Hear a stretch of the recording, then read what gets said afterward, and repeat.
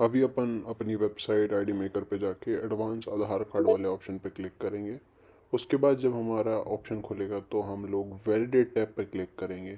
पहले क्लिक करने के बाद एरर आएगा, बट कोई दिक्कत नहीं है। उसके बाद अपन open U I D A I यानी कि आधार कार्ड की ऑफिशियल वेबसाइट वाले आइकन पे क्लिक करेंगे और आप आधार कार्ड की वेबसाइट पर पहुंच जाएंगे। उसके बाद आप वापसी देखेंगे कि एक कोड लिख रहा है। उसके बाद आपको उस कोड को बुकमार्क करना है, जैसा वीडियो में दिखाया जा रहा है उस तरीके से। आप इसको आधार के नाम से सेव करें और यूआरएल में जाकर उसको कोड को पेस्ट कर दें।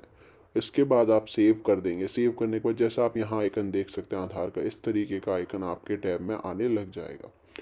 उसके बाद हम लोग वापसी आधार की वेबसाइट पर जाएंगे और आधार कार्ड लॉगिन करेंगे। लॉगिन करने के लिए जो भी वो डिटेल मांगते हैं, जैसे आपका Aadhaar card number, captcha verification, OTP, वो डालें। और डालने के बाद आपको अपने आधार प्लेटफॉर्म पर लॉगिन करना है। जैसे ही आप लॉगिन करेंगे आपके सामने डैशबोर्ड आएगा और आपको डैशबोर्ड पर डाउनलोड आधार पर क्लिक करना है और वहाँ से अपना आधार कार्ड की डिजिटल कॉपी डाउनलोड करनी है। जैसे ही कॉपी डाउनलोड होगी आप वापस से डैशबोर्ड पर जाएंगे और ऊपर दिए हुए जो बुकमार्क आपने सेव करा था आधार के नाम से, उस पर क्लिक करेंगे और वापस से आप अपने प्लेटफॉर्म पर पहुंच जाएंगे।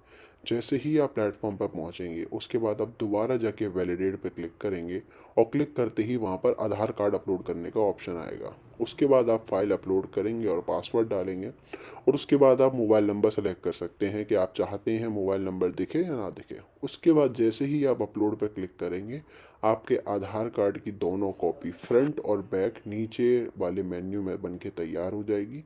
और जैसे ही वो कॉपी आएगी उसके बाद आप उन कॉपीज़ को डाउनलोड कर सकते हैं और वो कॉपीज़ आपके लिए इमीडिएट लेवल पर अवेलेबल हो जाएंगी।